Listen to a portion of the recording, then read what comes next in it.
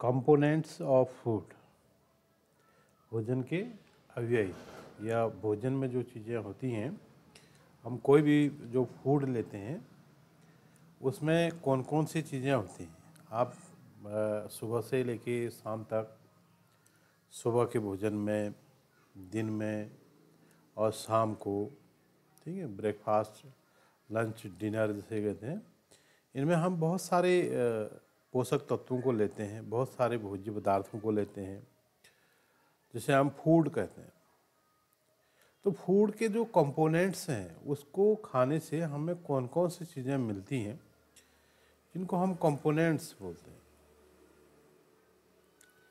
जैसे जो मेनली हम कंपोनेंट्स पढ़ते हैं वो क्या है, मुख्य carbohydrate, protein, fat, vitamins, mineral और वाटर और रफेज, इसके साथ साथ हम अपने खाने में लेते हैं। अब बात आती है कि जैसे हमने कार्बोहाइड्रेट कहा, कार्बोहाइड्रेट कौन सी चीज़ों को खाने से मिलता है। मेनली हम कार्बोहाइड्रेट कौन सी चीज़ों को, कार्बोहाइड्रेट के लिए कौन सी चीज़ों को खाते हैं। राइस है, व्हीट है, रोटी और ये राइस चावल खाते हैं हम। स्वीट पोटैटो है, शुगर केन है, गन्ने, बहुत सारे फलों में भी कार्बोहाइड्रेट की मात्रा होती है, जैसे पपाया है, मेलन है, मैंगो है, मेज है, बाजरा है। ये सब कार्बोहाइड्रेट के सोर्सेज है। इसके अलावा जो भी मीठी चीज़ें हैं, जैसे चीनी है, मिश्री है, गुड़ है, इनमें भी बहुत मात्रा में कार्बोहाइड्रेट पाया जाता है। दूसरी चीज़ है जो सोर्सेज है फैट और प्रोटीन के। पहले बात करते हैं प्रोटीन के सोर्सेज। आप यहाँ पर देख रहे हैं, ये सोयाबीन है, बीन है, विभिन्न प्रकार के जो दालें हैं, मूंग दाल या ग्राम या पीज, अब बहुत सारे मटर हैं, चना है, बीन्स, आप देखते हैं ना, जितने सारे सब दाल हैं वह सब प्रोटीन के सोर्सेज हैं। और जो मीट वाली चीज़ें हैं, जैसे एनिमल सोर्सेज कहते हैं, जैसे जो एनिमल्स से हमें मिलते हैं उनको एनिमल सोर्सेज, और जो प्लांट से हमें मिलते हैं वो plant sources of protein. Protein मतलब एक प्रकार का पोषक तत्व, एक प्रकार का कंपोनेंट ऑफ फूड या न्यूट्रिएंट्स हम इसे बोलते हैं। तो दो तरह से हमें मिलता है, एक प्लांट से और दूसरे एनिमल से। जैसे एनिमल से मिल्क मिलता है, एग मिलता है, जो मीट, विभिन्न प्रकार के जानवरों के मीट खाते हैं, उससे प्रोटीन मिलता है। और तीसरी चीज़ आती है, ये सोर्सेज आप यहाँ पर देख रहे हैं, बहुत प्रकार के ऑयल है। ये ऑयल किसके सोर्सेज होते हैं?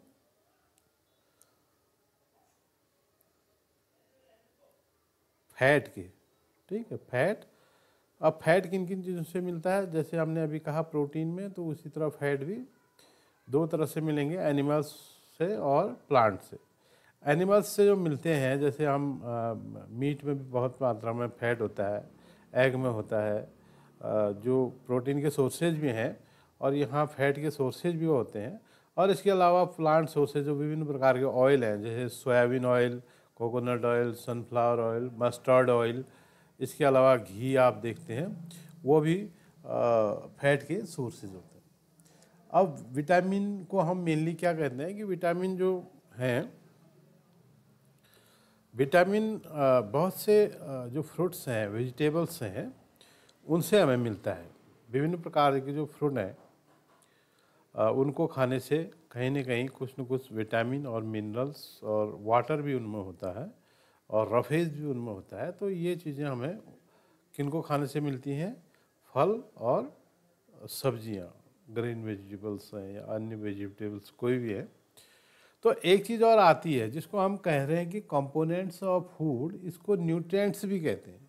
एक शब्द इनके लिए यूज किया जाता है, न्यूट्रिएंट्स। न्यूट्रिएंट्स मतलब भोजन के जो पोषक तत्व हैं जिनसे हमारे शरीर का कुछ न कुछ विकास होता है। जैसे यहाँ पर आप देखते हैं कार्बोहाइड्रेट क्या है। कार्बोहाइड्रेट इन चीज़ों को खाने से मिलता है, व्हीट है, पोटैटो है, राइस है, मेज है, या विभिन्न प्रकार जो फल हैं उनसे भी कार्बोहाइड्रेट मिलता है। तो कार्बोहाइड्रेट एनर्जी का मेन सोर्स है, एनर्जी का, एनर्जी, ऊर्जा जो आपको चाहिए कोई भी काम करने के लिए जो ऊर्जा की आवश्यकता होती है, उसके लिए कार्बोहाइड्रेट की आवश्यकता है। दूसरा, ऊर्जा के लिए एक सोर्स जो है फैट जो है इससे जटिल है, उससे कॉम्प्लेक्स फॉर्म में होता है, वो भी एनर्जी का सोर्स है। एनर्जी मतलब ऊर्जा उससे भी मिलती है। जैसे फैट के सोर्सेज वो होंगे जो ऑयल है, विभिन्न प्रकार के ऑयल अभी आपने सुना कि जैसे मस्टर्ड ऑयल है, कोकोनट ऑयल है और सनफ्लावर ऑयल या कोई भी ऑयल या घी। और इसके अलावा जो मांस है, मीट, फिश है, फिश का है, मीट है, और विभिन्न प्रकार के जंतुओं को जो मार के खाते हैं, एग, उसमें भी फैट की मात्रा होती है। अगला आता है विटामिन्स और मिनरल। विटामिन्स मेनली जो विटामिन्स हैं हम जो पढ़ते हैं, विटामिन ए है, विटामिन B1 है, विटामिन सी है, विटामिन डी है, और इसके अलावा विटामिन ई हम पढ़ते हैं। तो विटामिन ए का जो अगर शरीर में कमी होगी तो कौन सा रोग होता है? Vitamin deficiency of vitamin A. तो विटामिन ए की कमी से लॉस ऑफ विजन, देखने में परेशानी होती है, मतलब वो पुअर विजन उसका होता है, या बहुत अच्छी तरह वो थोड़ा अंधेरा होने में देख नहीं पाता है। तो विटामिन ए की कमी उसमें रहती है। इसी तरह विटामिन बी है, B1 जिसे कहते हैं, B1 की कमी से शरीर में एक रोग होता है जिसे कहते हैं बेरी क्या है, इसमें वीक मसल हो जाती है। जो मसल है शरीर की, जो मसल जो बाहर का जो मांस अब दिख रहा है, तो वो वीक हो जाता है, बहुत कमज़ोर हो जाता है। उसमें very little energy to work उस मसल्स में होती है, तो इसलिए वीक हो जाता है, बहुत कम काम करने के लिए उसमें एनर्जी बहुत कम रहती है बेरी की। अगर उसमें है बेरी रोग है विटामिन B1 की कमी से। तीसरा विटामिन हम पढ़ते हैं विटामिन सी से की कमी से क्या होता है, कौन सा रोग होता है? Deficiency of vitamin C, scurvy एक रोग होता है जिसमें क्या होता है कि जो गम्स हैं, मसूड़े हैं, उनमें ब्लीडिंग होने लगती है, खून आने लगता है, और उसके अलावा wounds take longer time to heal. जो घाव है बहुत समय लेता है वो घाव मतलब ठीक होने में, ठीक है। इसी तरह विटामिन डी का मतलब है रिकेट। इसका डिफिशिएंसी से जो रोग होता है, कमी से जो रोग होता है, उसको कहते हैं रिकेट्स। रिकेट क्या है कि इसमें जो बोन्स हैं, हड्डियाँ जो है वो सॉफ्ट हो जाती हैं और मुड़ जाती हैं, मतलब एक तरह से टेढ़ी हो जाती हैं कहीं हम। रिकेट्स अगर उसमें है, मतलब विटामिन डी की अगर कमी है तो, ठीक है, इस तरह। और इसके अलावा जो मिनरल्स हैं, मिनरल्स जैसे आयोडीन है, कैल्शियम है, आयरन है, सोडियम है, ये कुछ मिनरल्स होते हैं जो शरीर में इनकी भी बहुत ज़रूरी है। जैसे कैल्शियम किसके लिए ज़रूरी है? बोन्स और टूथ आपके। अगर कैल्शियम की कमी होगी तो हड्डियाँ क्या हो जाएंगे? Weak bones and tooth decay, एकदम दांत सड़ने लग जाएंगे और उसके जो बोन्स हैं बहुत वीक हो जाएंगे। इसके अलावा आयोडीन है, आयोडीन भी क्या है? एक प्रकार का मिनरल है। आयोडीन की कमी अगर शरीर में हो जाती है तो गोइटर कहते हैं एक रोग को, जिसमें ग्लैंड इन द नेक,